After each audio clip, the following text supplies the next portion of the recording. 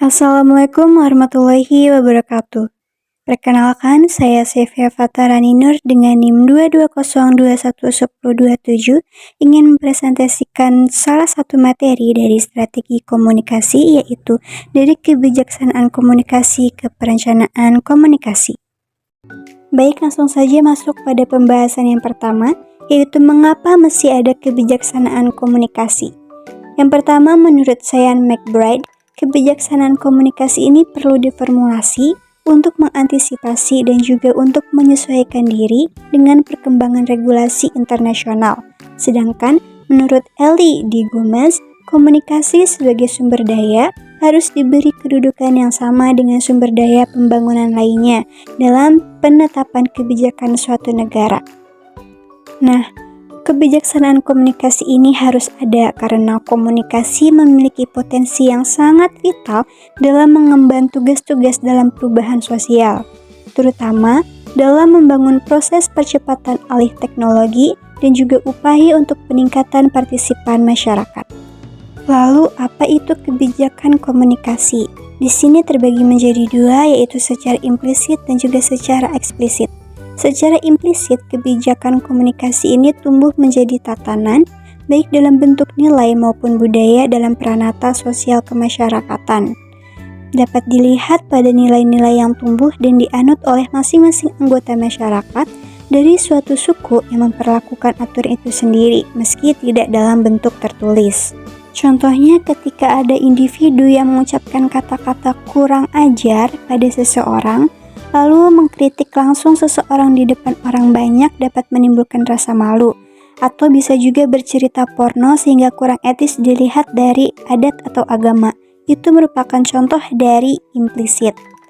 Sedangkan kebijakan komunikasi secara eksplisit adalah kebijakan komunikasi eksis dalam bentuk undang-undang atau peraturan yang dikeluarkan oleh negara.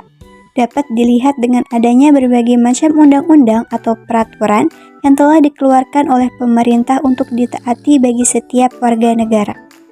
Contohnya adalah undang-undang yang ada di negara Indonesia, salah satunya itu Undang-Undang Hukum Pidana, terutama yang menyangkut penyebarluasan, fitnah, dan pencemaran nama baik seseorang, baik yang diucapkan secara lisan, tercetak, maupun dalam bentuk gambar-gambar. Selanjutnya ada pengertian kebijaksanaan komunikasi. Pengertian kebijaksanaan komunikasi ini ada dari dua pakar. Yang pertama yaitu Somerled tahun 1975 mengatakan bahwa kebijaksanaan komunikasi adalah prinsip-prinsip, aturan-aturan, dan pedoman di mana sistem komunikasi ini dibangun secara khusus dalam kerangka yang lebih luas. Lalu yang kedua, menurut Sean McBride, kebijaksanaan komunikasi adalah prinsip-prinsip, aturan-aturan, atau pedoman di mana sistem komunikasi dibangun sehingga menjadi kerangka kerja yang dapat digunakan untuk mengordinasikan kegiatan, memilih pendekatan dengan melihat kemungkinan alokasi dana, keputusan-keputusan struktural yang berpengaruh terhadap aktivitas komunikasi, serta berusaha menyisihkan ketidakseimbangan faktor-faktor eksternal dan internal, serta menetapkan prioritas yang akan diambil.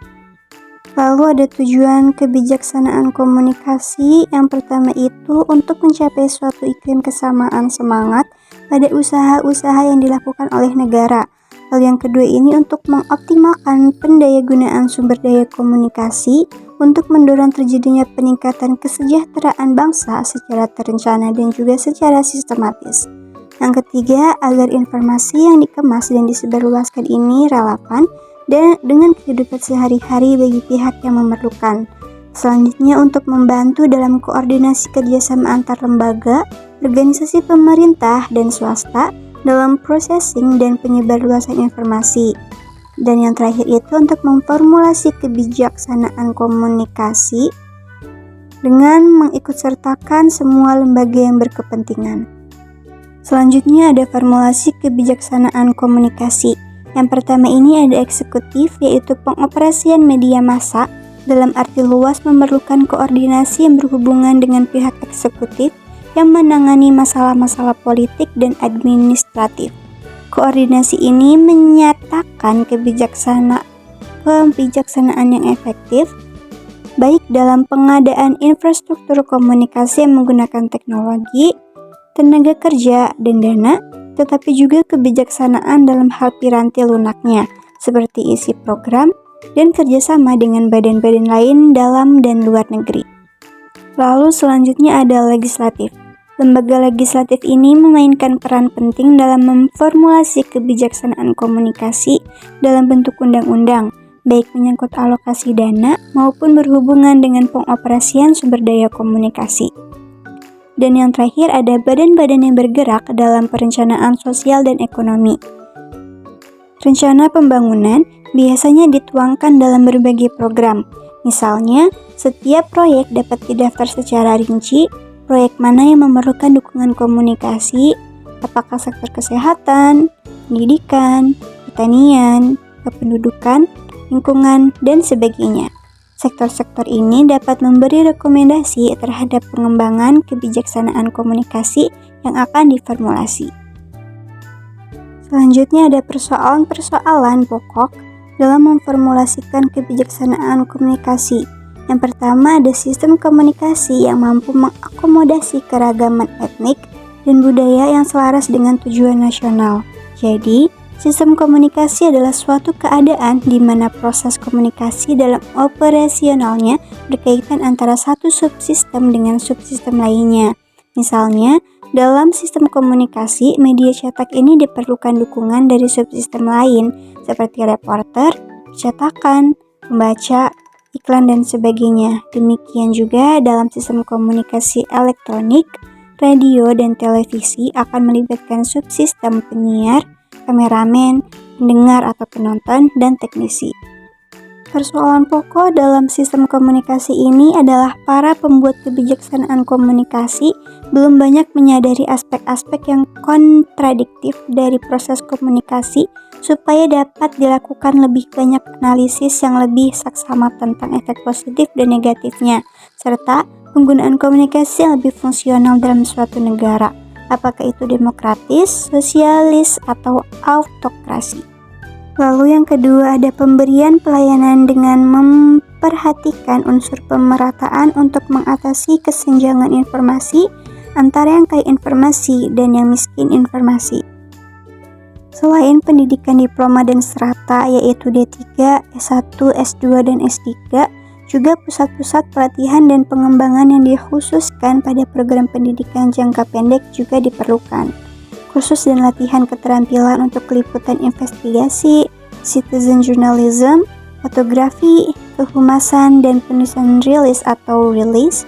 Penerbitan company profile adalah bentuk pelatihan yang punya pasar dari kalangan usaha dan pemerintahan. Yang ketiga ada kebebasan individu dalam penyampaian pendapat, dan yang terakhir itu ada riset komunikasi. Riset komunikasi ini memerlukan sistem komunikasi yang ada, termasuk jaringan, infrastruktur, dan sumber daya juga manusia maupun material.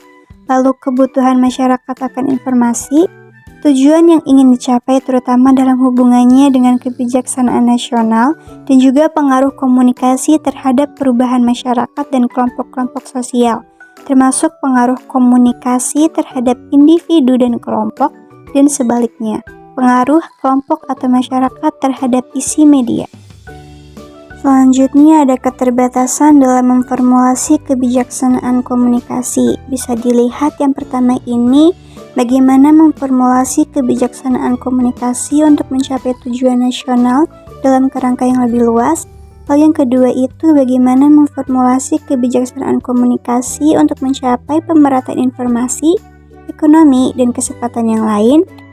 Yang ketiga, bagaimana memformulasi kebijaksanaan komunikasi untuk memecahkan masalah keanekaragaman etnik dan budaya. Dan yang terakhir itu bagaimana memformulasi kebijaksanaan komunikasi untuk memberi perlindungan terhadap kebebasan individu. Pembahasan yang terakhir yaitu hubungan antar kebijaksanaan komunikasi dengan perencanaan komunikasi.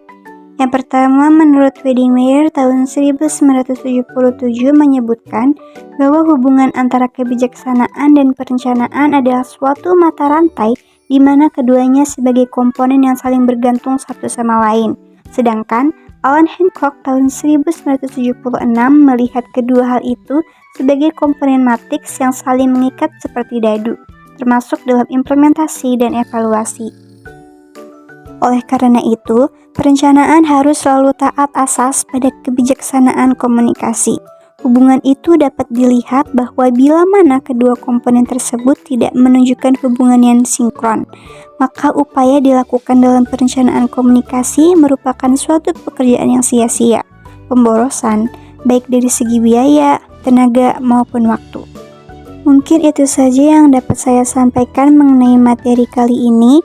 Terima kasih atas perhatian dan waktunya yang telah diberikan. Kurang lebihnya saya mohon maaf. Wassalamualaikum warahmatullahi wabarakatuh.